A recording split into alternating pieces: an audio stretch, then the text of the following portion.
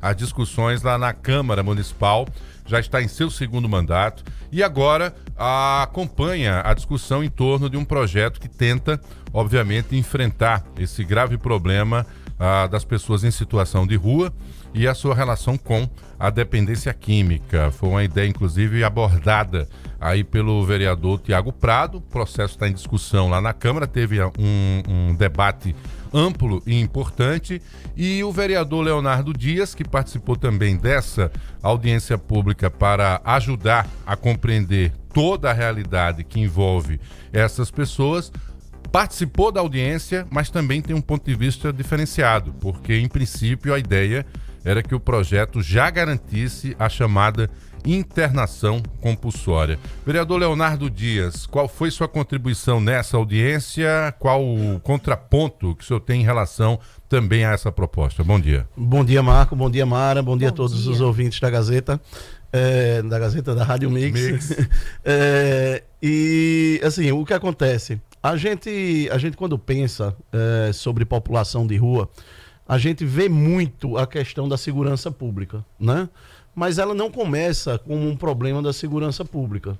Ela começa primeiro com um problema que é de saúde mental, ou mesmo do vício das drogas. A pessoa está ali, começa a experimentar droga, começa a aumentar o consumo, daqui a pouco começa a vender as coisas de casa, começa a ter problema com os laços familiares e aí vai evoluindo para um problema de assistência social. Se desagrega totalmente? Exatamente. Se desagrega do laço familiar, vai para a rua. Né? Então ele entende a rua como sendo um escape, uma saída para essa situação de conflito familiar. Nessa hora passa a ser um problema de assistência social, além de um problema de saúde. Quando você está na rua, você não tem renda. E aí você começa a ter que consumir e não tem renda. E aí parte para o problema da segurança pública. Só nesse estágio é que vira um problema de segurança pública. E aí a gente tem os furtos, tem as empresas sendo vandalizadas durante a madrugada para, às vezes, subtrair tão pouco, né? Ali é uma gaveta de dinheiro que tem lá, sei lá, R$100, R$150. Às vezes o prejuízo material da loja é até maior do que o valor que se subtrai da loja. E isso tem causado muita preocupação, né? Claro, na população inteira, porque a gente termina sendo refém dessa situação. E fora a preocupação também com a indústria do turismo, por exemplo, quando a gente começa a ver pontos de concentração de usuários de drogas. Agora, a gente precisa separar também muita coisa, assim, porque nem todo mundo que está na rua é viciado em droga. Nem todos. A grande parte né? Essa é uma realidade. Mas a internação compulsória, como a gente tem discutido na Câmara, ela por si só, ela não resolve. Por quê? Veja, hoje a lei federal já permite a internação compulsória, então não é uma novidade, né? Por exemplo, há uns 2 meses eu internei uma pessoa compulsoriamente. A família pediu para internar compulsoriamente. No dia que ele foi para ser internado compulsório, ele disse, não, que bom, eu vou. Né? Então terminou que no último minuto ali se transformou num voluntário. Essa pessoa se recuperou. Ela saiu já do tratamento, passou os 3 meses lá e saiu. Mas saiu com os laços familiares. Então você submeter uma pessoa a um tratamento, onde ele, depois desse tratamento, ele vai ter um ambiente para viver, vai ter um apoio dos seus familiares, vai ter a possibilidade de produzir, de continuar com sua autonomia, a internação compulsória pode sim funcionar. Pode ser um mecanismo muito importante na salvação dessa pessoa. Porém, quando a gente fala da população de rua, depois de 3 meses de tratamento, essa pessoa vai para onde? Para a rua. Para o mesmo ambiente, encontrar as mesmas pessoas que estão lá consumindo drogas. Então não é um tratamento efetivo. E quem diz isso não sou eu. É só conversar com as pessoas nas ruas. Ontem eu estava conversando com um menino, o Cauã, ele tem na faixa aí de 19, 20 anos. Ele foi internado 20 vezes. 20. Não é que a comunidade terapêutica não funcione. É que não funciona o pós. Também. Óbvio que a gente tem comunidades terapêuticas boas e ruins. Né? Essa é uma realidade de qualquer serviço que é prestado. Mas não funciona por quê? Porque ele não tem base familiar. O que aconteceu com o Cauã? A mãe dele fumava pedra no quarto enquanto ele fumava maconha na sala. Essa foi a realidade que ele cresceu. Cresceu dessa forma. Exato. Né? Então, assim, ele está na rua e não quer ajuda. Não é um problema fácil, né, Mara? Não, não mesmo. Vereador, eu queria que a gente pudesse aqui entender, se o senhor tiver dados, né, que possam embasar toda essa leitura, como é que está a nossa situação atual em relação à população de rua. Por que eu pergunto isso? A gente tem visto bastante aquelas imagens muito chocantes lá de São Paulo, das Cracolândias. E aquilo, claro, assusta a nossa população aqui. E aí a gente acaba, né, quando escuta a Cracolândia em Maceió. A gente quer entender, de fato existe, não existe? Qual que é hoje a nossa atual situação? Então, hoje nós temos alguns espaços de Maceió que são ocupados por uma certa quantidade de usuários, né? Mas não temos nada na dimensão daquilo que foi a Cracolândia. E por que eu digo que foi? Porque ontem foi o primeiro dia que a Cracolândia amanheceu sem ninguém. Então isso a gente precisa já entender. O que é que São Paulo está fazendo para conseguir diminuir o fluxo da Cracolândia. Eu estou indo, inclusive, para São Paulo agora, na terça-feira. Vou ter um encontro lá e vou em campo com o vice-prefeito da cidade, que é o Coronel Melo. Ele tem feito algumas abordagens muito boas, humanas, né, no sentido de dar autonomia das pessoas. Então, aquelas que estão querendo tratamento são encaminhadas para o tratamento. Aquelas que não estão dependentes químicos, mas que precisam de um emprego, precisam de uma moradia, tem sido esse aparelho social tem chegado perto. Então, ele tem endereçado as pessoas para trabalhar nas empresas que prestam serviço ao município, e mesmo com abrigos temporários ou o auxílio moradia, que também é uma outra ferramenta importante.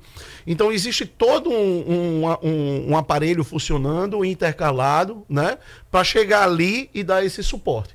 E fora isso, claro, o combate ao tráfico que tem sido feito a nível da Secretaria de Segurança Pública e do Governo do Estado, porque lá também existia uma questão imobiliária. O que é que eles faziam? O tráfico mobilizava para determinada região para desvalorizar os imóveis, comprava todas as empresas, hotéis, imóveis, bares, restaurantes para lavar dinheiro nesses locais. Então isso foi descoberto e foi sendo desmontado ao longo desses últimos anos. Acabou com o problema da população de rua de São Paulo? Não, não acabou, é óbvio que não. Né? Há uma dispersão, né? Mas já começa a apresentar um grande sucesso. A gente precisa aprender com quem tem feito e quem tem feito certo. Né? Então, assim, eu acredito muito, né, que a gente precise aqui rapidamente dar essa resposta também. Né? Não dá para a gente ficar assistindo, porque quando você vai conversar, muita gente é de fora. Então há uma migração dessas pessoas. Ontem na Praça Sinimbu, toda semana eu converso com a população de rua. Ontem a gente conseguiu, inclusive, encaminhar uma pessoa voluntariamente para uma comunidade terapêutica. Mas quando você vai conversar com eles, são de Pernambuco, são de Salvador, às vezes do interior de Alagoas, mas dificilmente você encontra alguém de Maceió mesmo. Né? Então a gente precisa rapidamente fazer um aparato para... Existe possibilidade de restabelecimento de laço? Quer retornar para a sua cidade? Entre em contato com a família. A família vai acolher? Vai. Então, vamos providenciar. Sabe quanto tempo hoje a gente demora para comprar uma passagem para uma pessoa que queira retornar? 30, 40 dias. Precisamos mudar. Uma passagem de ônibus? O processo vai demorar 30 dias. Então, assim, veja, o básico nós não estamos fazendo, Marco, entendeu? É isso que você, vereador, vai ter, né, o senhor, melhor dizendo, e os demais vão ter que ter essa compreensão de que, para contrapor a ideia inicial, vai ter que mobilizar o município para que ele assuma com a sua estrutura. E vai ter uma coisa que eu acho mais desafiadora, e que talvez na política, às vezes, a gente vai ter que transpor barreiras políticas e ideológicas, que é negociar com o próprio Estado. Porque é um problema que começa no coração da cidade, que é a capital do estado de Alagoas, mas como você bem coloca, tem uma realidade interestadual. Então, quer dizer, as assistências vão ter que sentar e traçar uma estratégia, sem se preocupar no momento quem é o padrinho da melhor ideia, mas obviamente observando o aspecto humano dessas pessoas. Se eles migraram de um estado para o outro, pode ter até ocorrências policiais e pendências jurídicas lá também do outro lado. A ideia de São Paulo acho interessante, ver aonde foi que acertou e aonde pode se adaptar com a realidade aqui do estado e da capital. E só para finalizar, eu quero saber o seguinte: em que fase estamos do projeto E se vai dar tempo a gente fazer toda essa coordenação para que, se ele viesse aprovado, ele tenha eficácia. Então, o projeto ele está na CCJ, né? Ele ainda não foi distribuído, tem 15 dias que ele está na Comissão de Justiça. O autor do projeto pediu para assegurar a distribuição dele, para que ele possa revisitar alguns pontos. Nós estamos esperando essa versão final, vamos dizer assim, do autor, para que a gente possa se debruçar, né? Mas assim, a gente tem discutido muito esse tema na casa, né? E acho que a gente está num estágio já um pouco mais amadurecido de compreensão de que somente a internação compulsória por si só ela não é a solução para as cracolândias ou para acabar ou diminuir esse problema da população de rua. É preciso que a gente pense, sim, aqui eu parabenizo você, Marco, assim, porque o município sozinho não vai conseguir e o Estado sozinho também não vai conseguir. Exatamente. Né? A gente precisa passar por essa barreira política, né? As pessoas, e aqui eu não falo nem dos técnicos que estão, por exemplo, ontem, o vereador Fernando Holanda, que é subsecretário adjunto da Secretaria de Prevenção à Violência, foi comigo na Praça Sinimbu, eu estou na bancada do JHC, né, mas ele foi comigo lá, providenciou o acolhimento dessa pessoa que a gente conseguiu ontem convencer. Então a gente tem falado com a Defensoria, tem falado com o governo também, eu tenho feito esse papel dentro do meu mandato, agora a gente precisa fazer isso de forma institucional, porque um vereador só não tem mecanismos para trabalhar na dimensão que se precisa.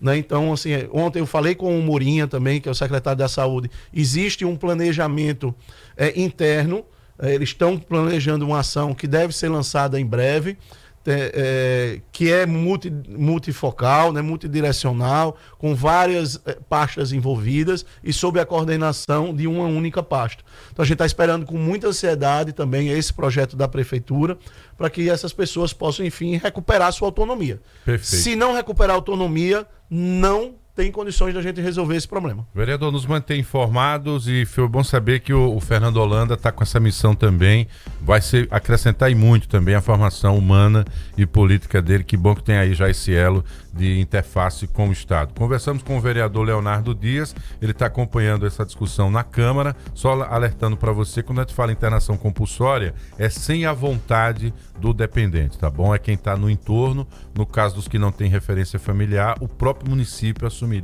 essa responsabilidade. Tem um aspecto legal que precisa ser trabalhado também em relação a isso. Obrigado pela presença, bom trabalho, Léo, prazer vê-lo, Maurício, papai do ano. Qual o nome do seu filho?